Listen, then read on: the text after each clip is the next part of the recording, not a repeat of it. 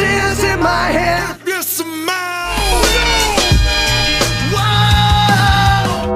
তো কালকে ট্রিপল এর প্রমোশনের ট্রিপল ম্যানিয়া তোমরা কে কে দেখেছো? কালকে ট্রিপল এর প্রমোশনের ট্রিপল ম্যানিয়াটা আমি আশা করিনি যে এতটা বেশি ভালো হবে। আমি তো ওটা ইউটিউবেতে পরে দেখেছি, ওটা এমনিতে ইউটিউবেতে লাইভ দেখাচ্ছিল ডাব্লিউডাব্লিউ, পরে আমি ওটা পুরো শোটাই দেখি, যখন দেখলাম যে ওটা খুব ভালো হয়েছে। তো কালকে ট্রিপল ম্যানিয়া থেকে বেশ আমরা কয়েকটা ভালো জিনিস দেখতে পাই। প্রথমত রে মিস্টেরিও কোনো একটা মেক্সিকান লেজেন্ডকে তাদের হল অফ ফেমেতে ইন্ডাক্ট করে, মানে ট্রিপল এ প্রমোশনের হল অফ ফেমেতে। আর সেখানে আমরা we want Alberto del Rio chant শুনতে পাই। এটা খুবই লাউড চ্যান্ট ছিল যে অ্যালবার্টো ডেল রিওকে ফিরিয়ে আনো ডাব্লিউডাব্লিউইতে। তো রে মিস্টেরিও এখানে বলে যে হ্যাঁ আমি ঠিক একদিন অ্যালবার্টো ডেল রিওকে কোম্পানিতে ফিরিয়ে আনবো। আর রে মিস্টেরিও এটাকে এমনভাবে অ্যান্সার করলো, এরকমটা খুব একটা কিন্তু হয় না। এটা একদম ডাইরেক্ট অ্যান্সার দিয়ে দিয়েছে যে হ্যাঁ আমি অ্যালবার্টো ডেল রিওকে কোম্পানিতে ফিরিয়ে আনবো, এটা রে মিস্টেরিও নিজে বলেছে। তো মনে তো হচ্ছে অ্যালবার্টো ডেল রিওকে আমরা ডেফিনেটলি এবার ডাব্লিউডাব্লিউতে রিটার্ন করতে দেখতে পাবো। আর যেভাবে ফ্যান্সরা ডিমান্ড করছে এটা হয়েই ছাড়বে। আর শুধু তাই নয়, ফ্যান্সরা ট্রিপল এইচের ইনস্টাগ্রাম বলো, সোশ্যাল মিডিয়ার বাদ বাকি যে সমস্ত প্ল্যাটফর্ম রয়েছে সেখানে বলো, প্রত্যেকটা জায়গায় গিয়ে কমেন্ট করছে we want Alberto del Rio. তো এখান থেকে তো আর কিছু বলারই নেই, অ্যালবার্টো ডেল রিওকে ডাব্লিউডাব্লিউ ফিরিয়ে আনবে আর তাকে দিয়ে বিজনেসও করা যাবে। ফ্যান্সরা আজও তাকে মনে রেখেছে, শুধুমাত্র কিছু ছোটোখাটো কন্ট্রোভার্সির জন্য ডাব্লিউডাব্লিউ তাকে নিয়ে আসতে চাইছে না। কিন্তু দেখতে গেলে এরকম কন্ট্রোভার্সি কি, এর থেকে আরও বড় বড় কন্ট্রোভার্সি তো সিএম পাঙ্ক করেছে। তো যখন সিএম পাঙ্ক আসতে পারে তখন অ্যালবার্টো ডেল রিও কেন নয়? আর যেমনটা তোমাদেরকে বলেছিলাম যে ট্রিপল এ প্রমোশনে অমাস আসবে, তো অমাস চলে এসছে। অমাসের আমরা খুব ভালো মোমেন্টও দেখতে পাই অনেক দিন পর, প্রায় দেখতে গেলে 1 বছরেরও বেশি সময় পর আমরা অমাসকে দেখতে পেলাম। 1 বছর 5 মাস মানে প্রায় 1.5 বছর। তো এখানে কি হচ্ছিলো, ট্রিপল এ প্রমোশনের একটা রয়্যাল রাম্বল টাইপের ম্যাচ হচ্ছিল, নম্বর অনুযায়ী রেসলাররা আসছিল। আমরা এখানে ওটিসকে রিটার্ন করতে দেখতে পাই। ওটিসের অফিসিয়ালি রিটার্ন হয়ে গেছে। ওটিস ইনজোর্ড ছিল, তাকে ডাব্লিউডাব্লিউ তাদের রতে তো ইউজ করতে পারছে না, জানি যে লোয়ার কার্ড সুপারস্টার, তো তাকে ইউজ করবেই বা কোথায়, তো তাকে ট্রিপল এতে ইউজ করছে, এটাও দেখে ভালো লাগলো। আর সেখানে আমরা 13 নম্বরে অমাসকে আসতে দেখতে পাই।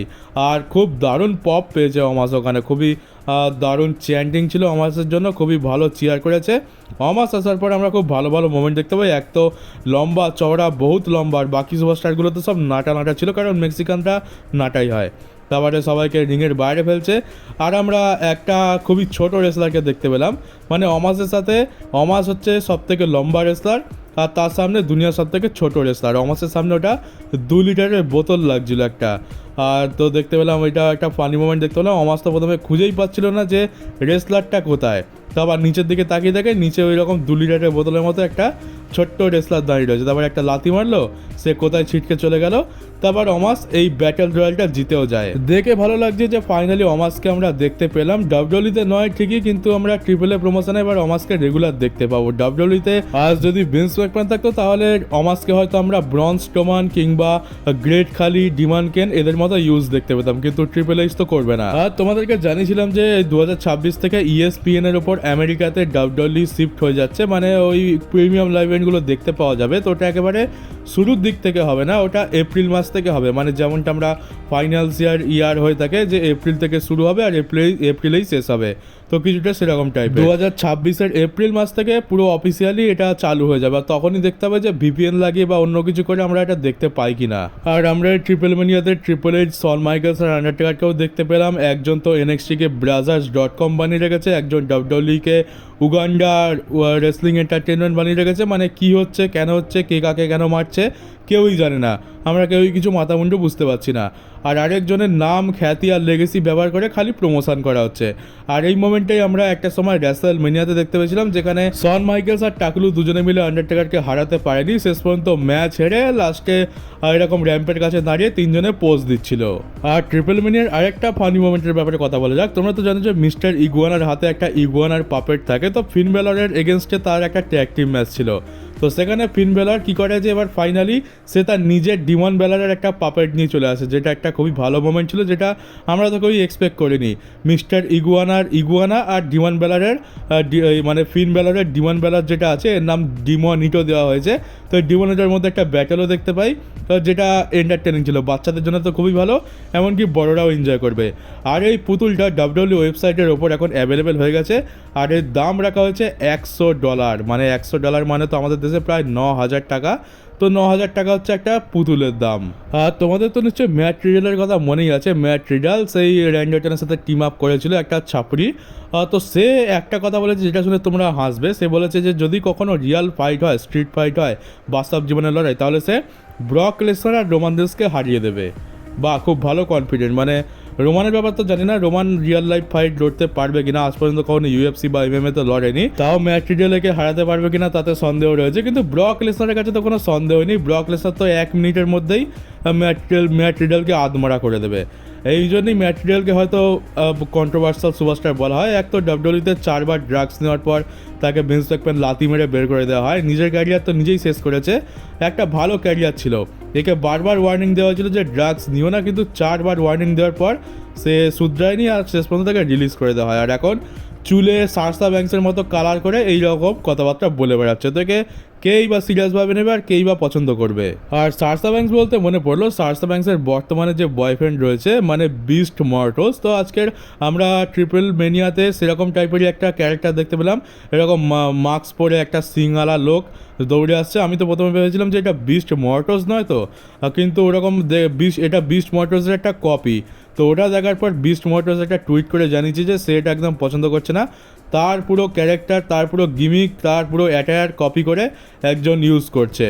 তোমরা দেখলে বুঝতে পারবে যে একেবারে কপি লাগছে। আর শুধুমাত্র পার্থক্য হচ্ছে সিংয়ের মধ্যে, বিস্ট মর্টসের সিংটা পেঁচানো আর এই সিংটা সোজা। আর এবার দেখবো কালকে রয়ের জন্য কী কী অ্যাডভার্টাইজ রয়েছে। প্রথমে তো রোমান রেন্স কালকে আসছে, তারপর সিএম পাঙ্কও থাকবে, ভিজনের স্টেটমেন্ট থাকবে, মানে সেথ রলিন্সের ফ্যাকশনের একটা প্রোমো থাকবে, ব্রন ব্রেকার ভার্সেস জে উসোর ম্যাচ দেখতে পাবো, বেকি লিঞ্চ ভার্সেস নেটালিয়ার মধ্যে ম্যাচ হবে, যেটা আইসি টাইটেলের জন্য হবে, এটা টাইম পাসের জন্যই বলতে পারো।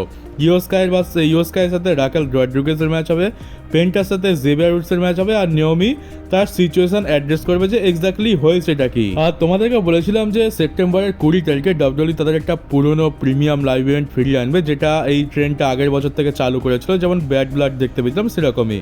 তো এইবারে কি হতে পারে, এবারে আমরা ভেবেছিলাম যে হয়তো সুপার ব্রল হতে পারে যেমনটা শোনা যাচ্ছিল, কিন্তু তখন দেখলাম যে ডাব্লিউডব্লিউর ওয়েবসাইটের ওপর সেপ্টেম্বরের 20 তারিখে ওভার দ্য লিমিট নামে একটা পুরনো প্রিমিয়াম লাইভ ইভেন্টকে অ্যাডভার্টাইজ করা হচ্ছে আর টিকিটও বিক্রি হচ্ছে। তখন বুঝতে পারলাম যে আচ্ছা তাহলে ওভার দ্য লিমিটটাই হতে চলেছে। কিন্তু এখন ওভার দ্য লিমিট নয়, র্যাসেল ভোর্টসের তরফ থেকে নিউজ এসছে যে আমরা ওখানে না তো সুপার ব্রল, না তো ব্যাড ব্লাড, আর না তো আমরা ওভার দ্য লিমিট দেখতে পাবো, বরং সেখানে আমরা একটা ইসিডাব্লিউর পুরনো প্রিমিয়াম লাইভ ইভেন্ট দেখতে পাবো, যেটার নাম হচ্ছে র্যাসেল পালুজা। হ্যাঁ, র্যাসেল পালুজা এটাই হচ্ছে নাম। এটা খুবই পুরনো প্রিমিয়াম লাইভ ইভেন্ট, তো এটাকেই ডাব্লিউডব্লিউ রিটার্ন করাতে চলেছে। আর হয়তো আমরা ক্ল্যাশ ইন প্যারিসে এটার অ্যানাউন্সমেন্টও দেখতে পেয়ে যাব। আর এই ট্রিপল ম্যানিয়াতে আমরা এটা তো ভেবেছিলাম যে ডমডম ভাই নাহলে এল গ্র্যান্ডে আমেরিকানো নতুন চ্যাম্পিয়ন হবে, কিন্তু সেখানে কী হয়েছে, এজে স্টাইলস চলে আসে, এজে স্টাইলস এসে ডমডম ভাইয়ের ওপর অ্যাটাক করে দেয়, যার ফলে ওয়াই কিংও এখানে চ্যাম্পিয়নশিপ রিটেন করে নিয়েছে। মানে ফেডাল ফোর ওয়ে ম্যাচ ছিল, যার মধ্যে 3 জন ছিল ডাব্লিউডব্লিউর, একজন ছিল ট্রিপল এ প্রমোশন। আর ট্রিপল এ কী বলবো, এটা তো ডাব্লিউডব্লিউর আন্ডারে পড়ে, তবে তাকে ট্রিপল এরই ধরে নিচ্ছি, সেই এই ম্যাচটা জিতে গেল, যেটা খুবই আনএক্সপেক্টেড ছিল। মানে এখানে টাইটেল চেঞ্জ তো হওয়ারই কথা ছিল, কিন্তু হলো না। আর আমরা দেখতে পেলাম যে ওয়াই কিংওকে সবাই প্রচণ্ড বু করছে, শুরু থেকে শেষ পর্যন্ত ওয়াই কিংওকে সবাই বু করে গেছে, মানে সবাই চাইছে যেন ওয়াই কিংও হেরে যায়। আর আমি বলে থাকি যে আমার আমেরিকান ফ্যান্সদের একদম পছন্দ নয়, এদের বুদ্ধি হাঁটুর নিচে থাকে, এরা 1 নম্বরের গবেট, 1 নম্বরে ফালতু জাতি হচ্ছে ইংরেজ জাতি। এমনি বলি না, কারণ যখন ডাব্লিউডব্লিউ ট্রিপল এ প্রমোশনকে কেনে নি, ট্রিপল এ প্রমোশন শুধুমাত্র মেক্সিকান রেসলিংকে রিপ্রেজেন্ট করতে খুবই গরিব একটা প্রমোশন ছিল, তখন এই ওয়াই কিংগো, অ্যালবার্টো ডেল রিও এরাই কিন্তু ক্যারি করেছে। আর আজকের যখন ডাব্লিউডব্লিউ এটাকে কিনে নিয়েছে, তখন এরা কী করছে, ডাব্লিউডব্লিউ রেসলারদের সাপোর্ট করছে। ওয়াই কিংগো যে এত পরিশ্রম করে ক্যারি করলো তার কোনো দামই নেই, তাকে সবাই বু করছে। আর এরাই নাকি ক্যারিয়ান ক্রস, তারপরে আর-ট্রুথ, অ্যালবার্টো ডেল রিও, এদের জন্য জাস্টিস চাইতে আসে। আর এটা দেখো বোঝা যাচ্ছে যে ট্রিপল এ প্রমোশনে আগে তো বড় জোর 70-80 জন লোক দেখতে আসতো, কারণ খুবই ছোট প্রমোশন ছিল ওটা, 100 জন হলেই অনেক হয়ে যেত। এখন আমরা এখানে হাজার লোক দেখতে পাচ্ছি। তো সেই হাজার লোক আসলে ডাব্লিউডব্লিউর ফ্যান্স, এরা মেক্সিকান রেসলিংয়ের ফ্যান্স নয়, ডাব্লিউডব্লিউই ফ্যান্স বলেই এরা এরকমভাবে ডাব্লিউডব্লিউই সুপারস্টারদের সাপোর্ট করছে। যদি মেক্সিকান ফ্যান্স হতো তাহলে এটা স্বাভাবিকভাবে মেক্সিকান রেসলারদেরই সাপোর্ট করতো। দেখতে গেলে আমাদের ডমডম ভাইও তো একজন মেক্সিকান, কিন্তু ওয়াইকিঙ্গো কী দোষ করলো? ওয়াইকিঙ্গো তো ট্রিপল এ প্রমোশনের অনেক বড় স্টার। আমার তো মনে হয় না ওয়াইকিঙ্গো এরকম একটা খারাপ রিয়াকশন বা খারাপ কিছু ডিজার্ভ করে।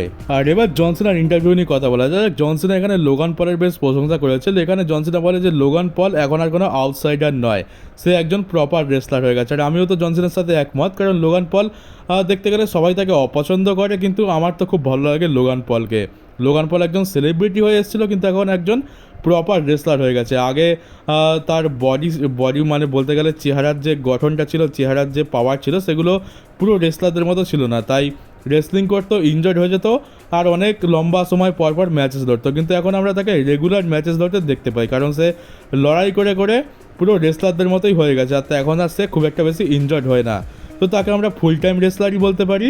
আর আউটসাইডার করতে হয়, সে তো ডাব্লিউডব্লিউতে রেগুলার রেসলিং করছে, তাকে আমরা ভালো স্টোরি লাইনেও দেখতে পাচ্ছি। আর তাছাড়া সে তার সেলিব্রিটিদের মতো আইবলসও অ্যাট্রাক্ট করতে পারছে। তো লোগান পল খুব ভালো কাজ করছে। বহু লোকের লোগান পলকে পছন্দ নয়, দু চোখের একদম বিষ, কিন্তু আমার তো খুবই পছন্দ লোগান পলকে। মানে এমন কজন সেলিব্রিটি রয়েছে, যে আউটসাইডার রয়েছে, যারা এরকমভাবে রেসলিং করতে পারে। লোগান পলের রেসলিং থেকে মনে হয় এ তো ছোটোবেলা থেকে রেসলিংয়ের জন্যই ট্রেনিং করে আসছে। আর ডাব্লিউডব্লিউতে এমন অনেক রেসলার রয়েছে যারা ছোটোবেলা থেকে একদম রেসলিংয়ের জন্যই ট্রেনিং করেছে, আজও গিয়ে রিংয়ের মধ্যে হেগে ফেলে। যেমন জে উসো রেসলিংয়ের তো ডাব্লিউও জানে না, কিন্তু লোগান পলকে দেখে না, প্রপার রেসলার না হওয়া সত্ত্বেও এর ম্যাচেতে কোনো রকম বচ হয় না। কত ভালো ভালো মুভ আমরা দেখতে পাই, আর কত বড় বড় মোমেন্ট আছে এর ম্যাচ থেকে।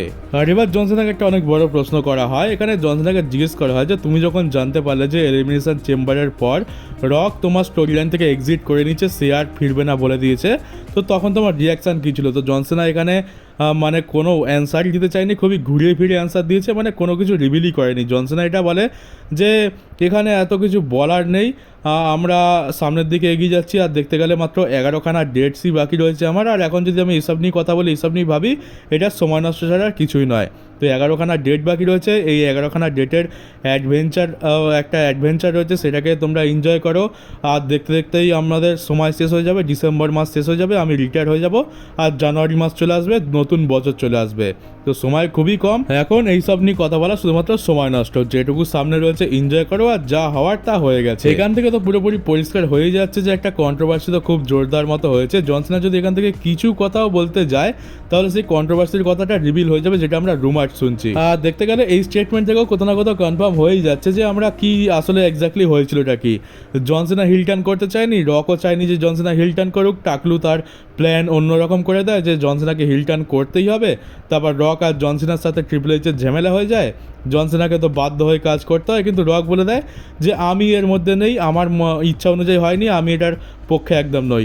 তো ট্রিপল এইচের যা করার ট্রিপল এইচ করে নিক, আমি আর ভবিষ্যতে ডাব্লিউডব্লিউতে কোনো স্টোরি লাইনে থাকবো না, মানে এই জন সিনার স্টোরি লাইনেতে থাকবো না। অন্য কোনো স্টোরি লাইনেতে হয়তো ভবিষ্যতে রককে আমরা দেখতে পাবো, কিন্তু এই জন সিনার হিল টার্নের স্টোরি লাইনে রক আর থাকবে না, এটা বলে সে চলে যায়। তো ওটা তো এখান থেকে সত্যি প্রমাণিত হয়ে যাচ্ছে।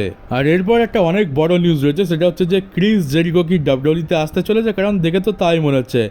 তো ইনস্টাগ্রামে তো একটা পোস্ট হয়, যেখানে এটা রিভিল করা হয় যে ক্রিস জেরিকোর এই বছর ডিসেম্বর মাসে কন্ট্রাক্ট এইডব্লিউর সাথে শেষ হচ্ছে। আর কন্ট্রাক্ট শেষ হয়ে যাওয়ার পর কি সে ডাব্লিউডব্লিউতে আসবে?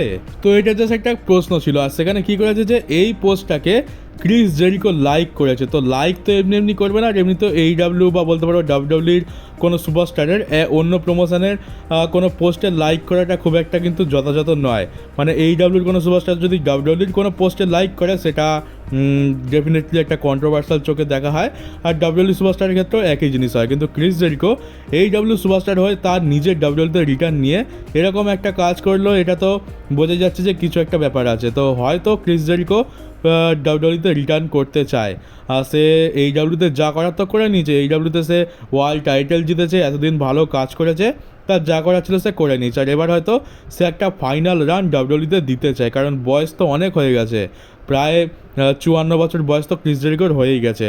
আর কতদিনই বা সে রেসলিং করতে পারবে। আর হয়তো সে রিটায়ার হওয়ার আগে শেষ একটা রান, মানে কিছু অল্প সময়ের জন্য শেষ একটা রান সে ডাব্লিউডব্লিউতে দিতে চায়। আর মেবি ডিসেম্বর মাসে তার কন্ট্রাক্ট শেষ হয়ে যাওয়ার পর সে ডাব্লিউডব্লিউতে আসতে চলেছে। তো এটা একটা খুবই ভালো নিউজ, আমরা অনেক দিন পর আবার ক্রিস জেরিকোকে দেখতে পাবো। তো সিচুয়েশন দেখে তো মনে হচ্ছে যে ক্রিস জেরিকোর আসার চান্সই বেশি। তোমরা এটাকে 60-40% ধরে নিতে পারো। 60% আসার চান্স আছে ক্রিস জেরিকোর ডাব্লিউডব্লিউতে। এবার যত সময় সামনে আসবে, মানে ডিসেম্বর মাস যত সামনে আসবে, তত ব্যাপারটা পরিষ্কার হবে। কারণ AEW এত সহজে তো ক্রিস জেরিকোকে যেতে দেবে না, আর AEWর কাছে অগাধ পয়সা রয়েছে। তারা ক্রিস জেরিকোকে নিশ্চয়ই একটা মোটা টাকার ডিল অফার করবে, আর তারা এটাই চাইবে যে যেন ক্রিস জেরিকো AEWতেই তার রিটায়ারমেন্ট ম্যাচ লড়ুক। আর যদি ক্রিস জেরিকো AEWর ডিলেতে সাইন করে দেয় বা যদি রাজি হয়ে যায়, তাহলে হয়তো তার নিউজও আমরা পেয়ে যাব। তো এখন এত লাফালাফিও করেও লাভ নেই, ওয়েট করা যাক, দেখা যাক কি হয়। তো চলো গাইজ, আজকে নিউজ ভিডিও এই পর্যন্ত ছিল। কেমন লাগলো কমেন্ট বক্সে অবশ্যই জানিও। নতুন হয়ে থাকলে চ্যানেলটাকে সাবস্ক্রাইব করে নোটিফিকেশন বেলটাকে অবশ্যই অন করে দিও, আর ভিডিওটাকে শেয়ার করতে ভুলো না। তো চলো, দেখা হচ্ছে কালকের ডাব্লিউডব্লিউর একটা নিউজ ভিডিওতে।